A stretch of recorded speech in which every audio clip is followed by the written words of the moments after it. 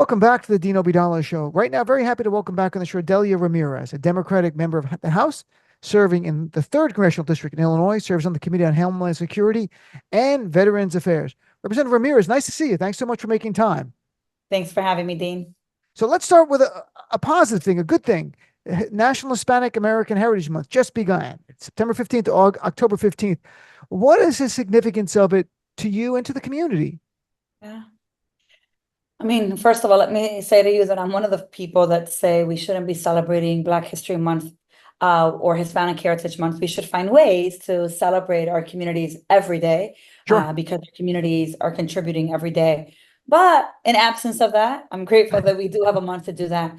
In a time where you have Donald Trump, so many of my Republican colleagues and others vilifying the roots of the Latino community, I think it's important to be able to spend some time and then require some folks that never acknowledge us to acknowledge us during this month of September 15th through October 15th. And, our nation is stronger because of the contribution of Latinos. And I think that's worth celebrating. When you're seeing the amount of persecution and scapegoating against immigrants, which, by the way, we know they're not just Latino, it is important to be able to create a space to celebrate folks. Otherwise, you find yourself, if you're caught in the socials or the news or listening to the Trumpies, feeling demoralized. So it's really important to do it. I'm glad we are. And as the very first Latina to represent us in Congress in the Midwest, I am reminded of the pride coupled with the responsibility to bring more people along. By the way, we are just 48 days from the election.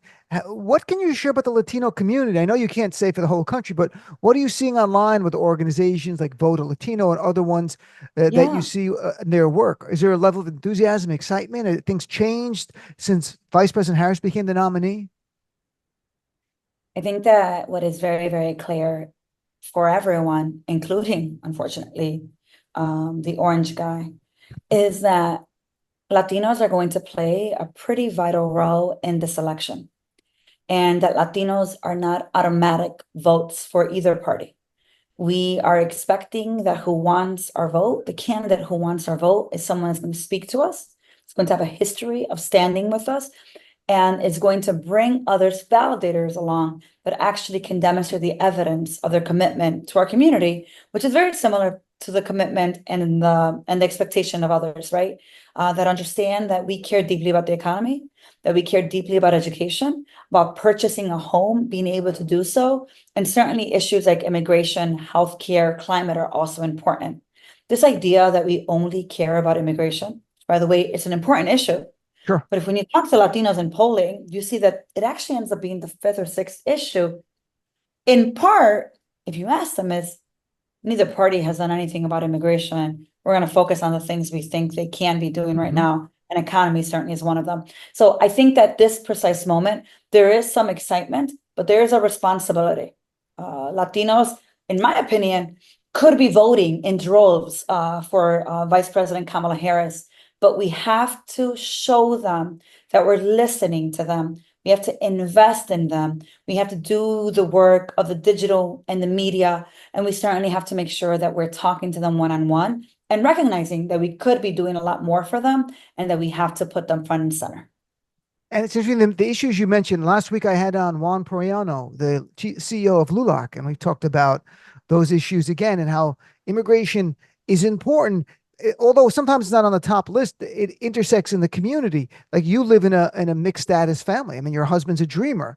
And so for you, and in my case, like my fiance is an immigrant, my father was an immigrant. It's very personal when Donald Trump demonizes Haitian immigrants, Black immigrants. It's not just about that community. We know he is unleashing hatred against any non-white immigrants in this country. So what's your reaction to him and JD Vance literally fabricating a story and doubling and tripling down, saying they're eating pets when they're not, knowing how savage that is? I mean, you said it, Dean. It's absolutely savage. And I think it's intentionally done. Hmm. If you make immigrants, particularly non-white immigrants, less than human, then you don't have to see their humanity. Then Right. you don't have to talk about equity. Then you don't have to talk about racism. And the inflamed tensions that you're seeing are seeding division. They're feeding fears. They're dehumanizing our neighbors. And that very same woman who put that out there that perhaps one of her pets had been eaten has come out and said, I am so sorry. This is not true. I am so deeply, deeply sorry to have created this, and stop it now. But you have the JD Vances of the world who are willing to go on national television and tell you, I will make up stories about people if it gets your attention. And you have people who are willing to tell you to your face that they're compulsive liars, and they're using Haitians, Dominicans, Palestinians, whoever they can, to be able to spew their hate and their white supremacy. And when people show you who they are, we need to believe them. And I think at this precise moment is also painful, Dean, even though I know people are turning it around and trying to make songs about it. At the end of the day, in one way or another, we continue to carry on these horrifying narratives about who immigrants are, and in many ways, making them less than human. Donald Trump is married to an immigrant who got her status because she married him. So let's not forget, kind of in the words of what I said today to Homeland Security colleagues of mine, I am sitting often next to the same grandchildren of the grandparents that were orphans in the late 1800s and 1900s in places like New York City, who were discarded, who were treated like they were less than human, who now proudly talk about their last names from Italy, from Ireland, from Germany, and seem to have some kind of memory loss to remember that they too were immigrants, that their families came through Ellis Island, and they didn't come with paperwork. They didn't come the legal way.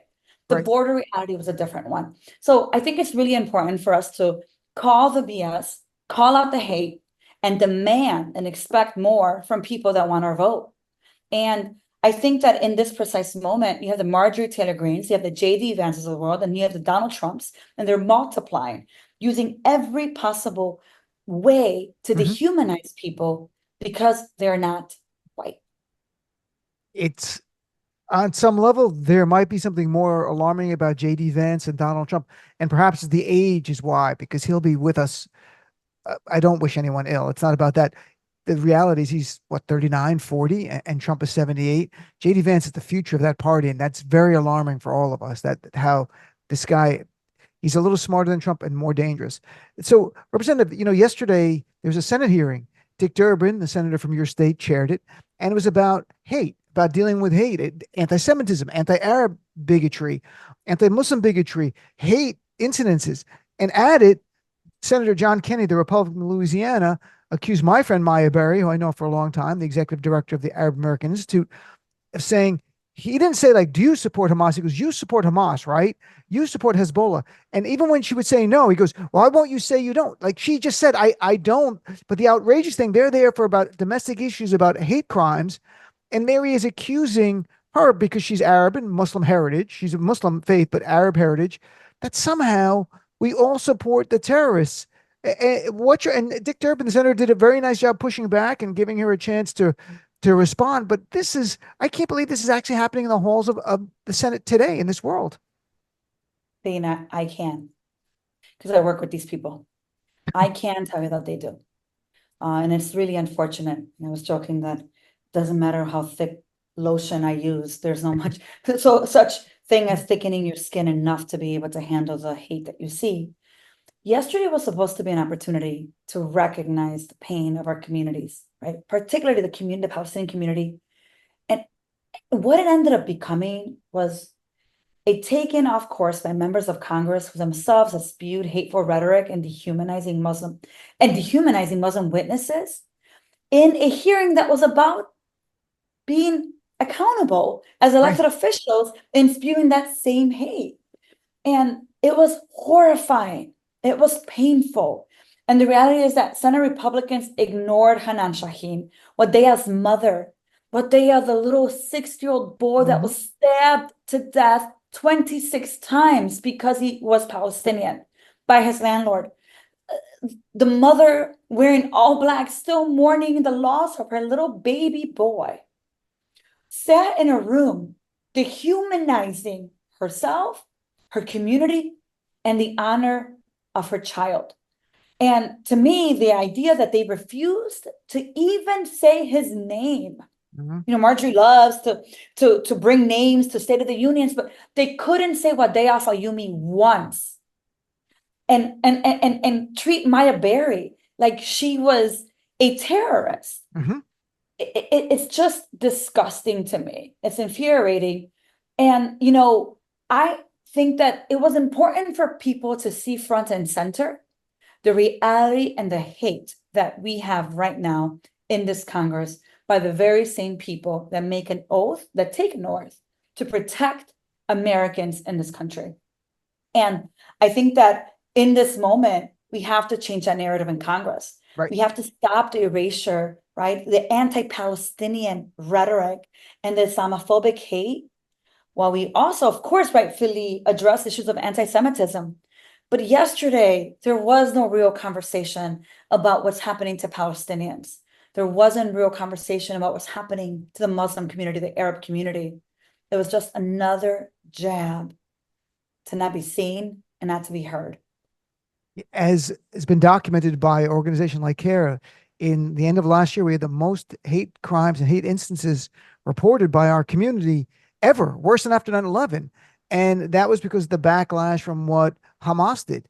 And then on, it continued through colleges and the demonization of students. And there's no place for anti-Semitism. There's no place for anti-Muslim bigotry.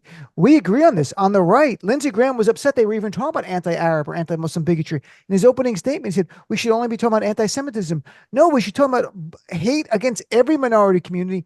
And the effort to divide Muslims and Jews it doesn't work for most of us because we know we're minority faiths. We know we have more in common in our experience in America. And we know the Republicans are generally not on our side. So that's not going to work. Yeah, the Republicans aren't, and I think oftentimes even my own party hasn't done enough to really call some of this out. We have not pushed enough to get enough hearings. Yesterday was supposed to be the very first hearing where you talked about the rise of Islamophobia and anti-Semitism and how that rise of hate is impacting all of us. Mhm. And it was a missed opportunity. Truthfully, I think it was a failure of that body, to reject the dehumanization and erasure and to shape a different narrative, right? That would affirm and honor our shared humanity. And there is a reason why you see the hate around the country when you have our very own US senators doing this. And I think what's most mind-boggling for me, Dean, is that we have the power to work for a future where all children across the globe, regardless of where they come from, regardless of their religion, their background, Palestinian children, Israeli children, Latino children, US children, children from Haiti, to be able to live in peace and to be free from discrimination, from hate crimes and violence. But we choose to do the opposite. Who are we? And I think that yesterday was just another recent example, particularly for the Arab community, of where we are in this precise moment. And that the xenophobia and the lies spread by Donald Trump and JD Vance about the Haitian community in Ohio intersects in the same way as we talk about the Palestinian communities in the US and outside of the US. And I think that we have to start asking ourselves exactly when, Dean, is enough enough? I had a witness say to me, is there no consequences to what US senators say about witnesses? How they lie about them, how they call them names, how they disrespect them, how they put their life in danger. And the fact that there are no consequences for the US senators to pretty much call them terrorists on that floor speaks to this body and the work we have to do to ensure that this body upholds who we say we are in the Constitution. I'm chatting with Representative Delia Ramirez from Illinois. You mentioned Wadia, who was killed, the 6-year-old boy murdered by a person spewing anti-Muslim bigotry, who also stabbed his mother.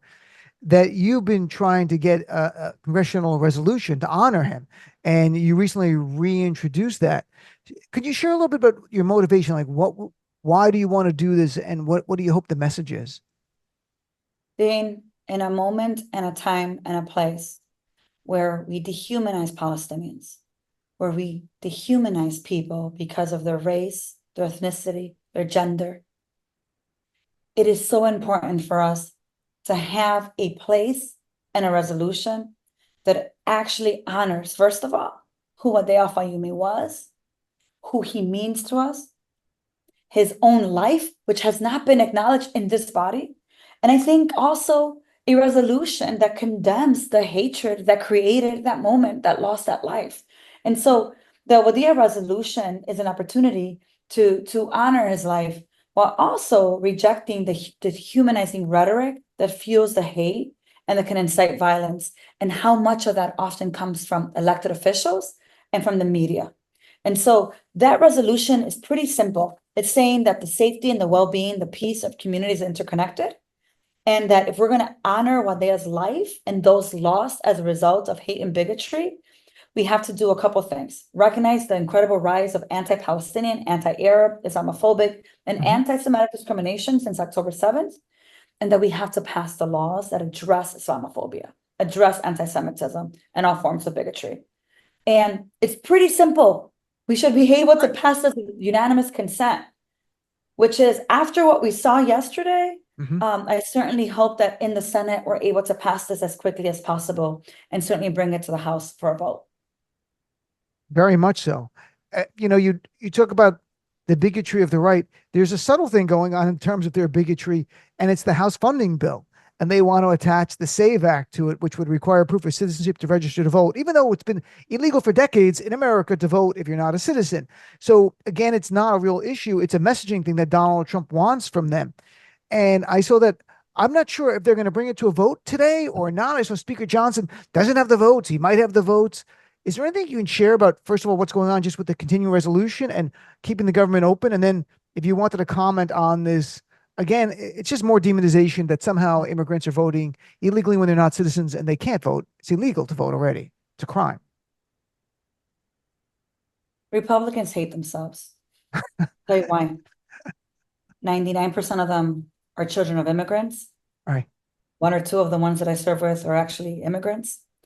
But they've decided that their self-hate over being an immigrant and immigrants is going to control every single narrative in this place. Even if it means that they're going to use immigrants as a scapegoat for a bill that has nothing to do with democracy and protecting voting rights. It's actually doing the opposite. So there's this continued resolution, as you heard, and we're supposed to be voting on this continued resolution with this terrible bill language that pretty much makes it almost impossible for the majority of Americans, US citizens, to vote in this country. It's asking people to prove that they're US citizens when they go vote to bring a US passport. Dean, I don't know how many people you think have a passport, but the majority of people would say to you, if I'm not traveling internationally, I'm not paying $100 or even more than. It's like 30%. For the women or people who've married and changed their last name, they can't take their birth certificate, but they're saying, bring your birth certificate to prove that you are who you are. If I change my last name, you're not going to let me vote. If I'm a veteran and a US citizen and I bring my military ID, you're not going to let me vote. That is the kind of language that they wrapped up into a 6-month continued resolution. And they're saying, we are willing to hold the government and funds for veterans and seniors hostage so that we can pass this bill, because we need to tell people that immigrants are voting in elections so that if we lose, we blame it on immigrants. That's what's happening right now.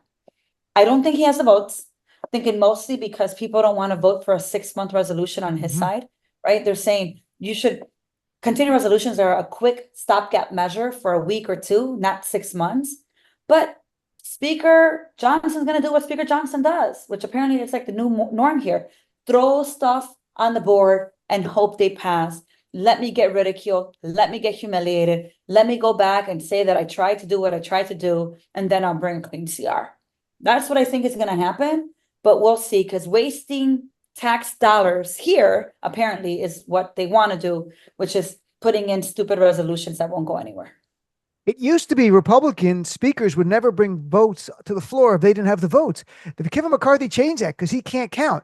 He was the first guy to say, wing it. I've never saw that in my life. Like, I remember him asked, do you think this is going to pass? I go, we'll see. Nancy Pelosi never said, we'll see. Even Paul Ryan, other Republican speakers never saw, we'll see. John Boehner, they knew, or they wouldn't bring it to a vote. But this guy, Kevin McCarthy started this, and Speaker Johnson is taking this mantle and carrying it on.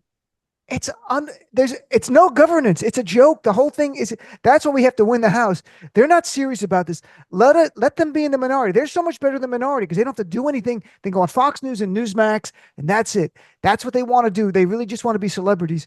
We want to govern. We want to change policy to make people's lives better. So let us govern, and you go on TV all day. I think it's a fair I've been deal. saying that, and we're almost there in terms of number of votes to do that. It's not like they want to govern anyway, right? Right. It's not like they can get votes. They are the most dysfunctional, and they just continue to think that if they keep screaming speeches and spewing crap or printing these charts that Donald Trump is using and showing how there's a incline in migration since he left office.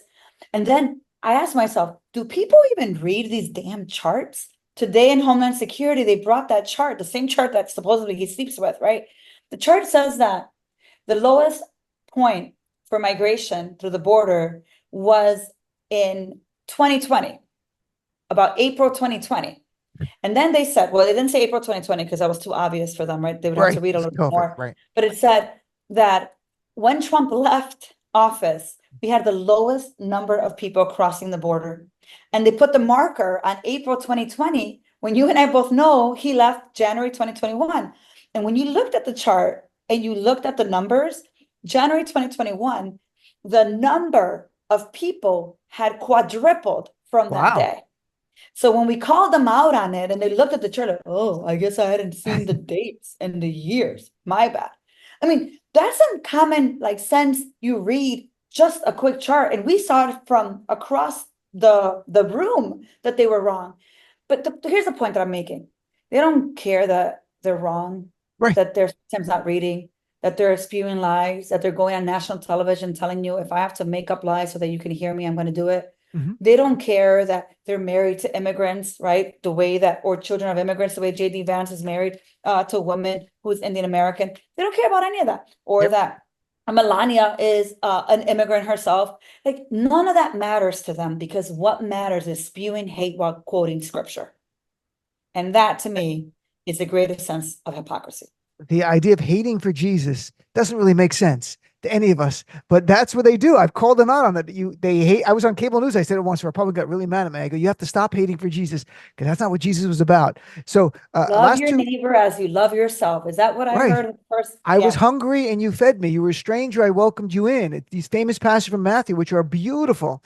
They're beautiful passages in the New Testament, and they pick one. They made up their own. They have their Fox News version of the Bible. So, last two things. One is an important issue, very important, is about abortion and IVF treatment. Yesterday in the Senate, again, Democrats try to get Republicans on the record to say, you're going to protect IVF. Their leader, Donald Trump, says it's going to be free. Everyone gets IVF when I'm president.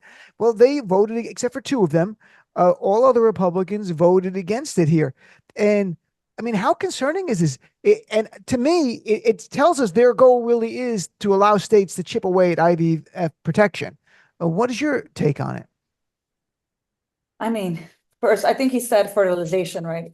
I don't even know how to say anything for fertilization, IVF, and what it stands for. What could you expect them to? I'm going to not make a joke about him in terms that he doesn't know. But look, I think that they made it very clear. This is the same party that talks about they want to protect the possibility for people to plan for families and have families.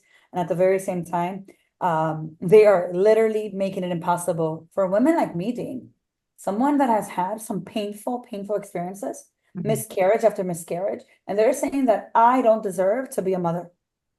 They're saying from one side of their lip, no, I'm going to be the president that's going to protect all fertilization. That was my way of trying to be him for a second. And from the other side, voting against our ability to protect. The ability to have a family. That is the worst BS that I have seen. And I think it's the same thing that we know. They have no respect. They have no intention in respecting a woman's bodily autonomy. They want to make sure that if you get pregnant, that they control and monitor your pregnancy and monitor what you do if you get pregnant. And then if you can't get pregnant, you want to get pregnant, they want to make sure that you can't get pregnant. So which one is it, is the question that I have for them. And I'm so disgusted and tired of hearing the hypocrisy that comes out of their mouth, because many of them Their wives have benefited from IVF. The very same people who are voting no. So let me say to these men that are getting in the way, why don't you go ask yourselves what would happen if you blocked IVF when you were trying to have your baby, to have your daughter, to have your son that you have now? It's horrifying. But I think it's a reminder for women, for families, for families across the board, anywhere they are. This is the party that decided that they are going to police everything you do because they hate women and they don't want you to have any rights over your body. Well put. Very last thing, and it's a question I always ask at the end: what are the issues we're hearing from voters? I mean, in the past we talked about affordable housing that people raised to you, inflation. Has things changed at all for the better? Are those still some of the bigger issues people are bringing up to you? Is there something else we're missing? Yeah, I mean, look, I think those issues continue to be as they should be.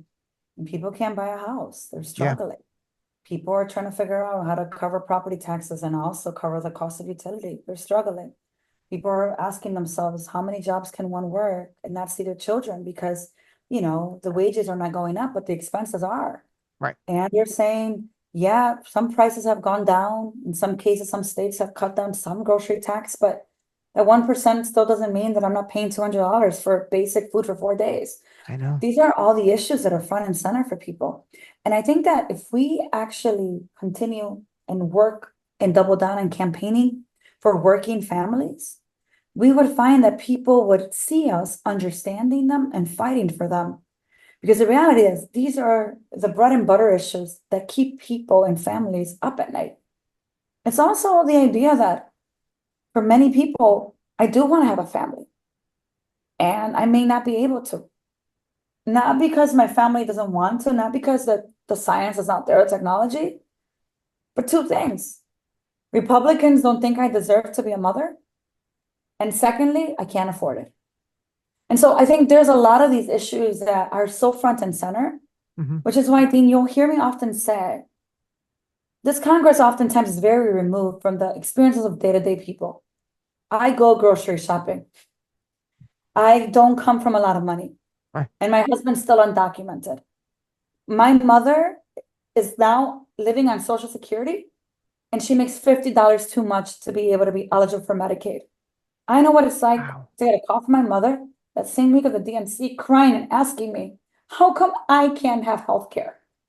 It is important for us to have more members of Congress who understand what people are going through and to be committed to fighting for them instead of the corporations and instead of the union busting groups and the dark money that makes it impossible for everyday Americans to be able to survive and thrive in this nation. That's what people care about. And it is exactly why they don't trust this government. They need people that are going to fight like hell for them and not for corporations, and people that will understand that they are in fact struggling and we haven't done enough.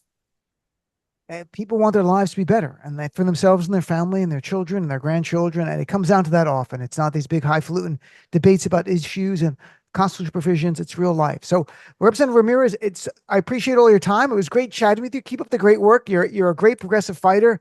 I really appreciate it. And certainly people in my community appreciate your strong voice for us. So thank you. Thank you, Dean. Appreciate you.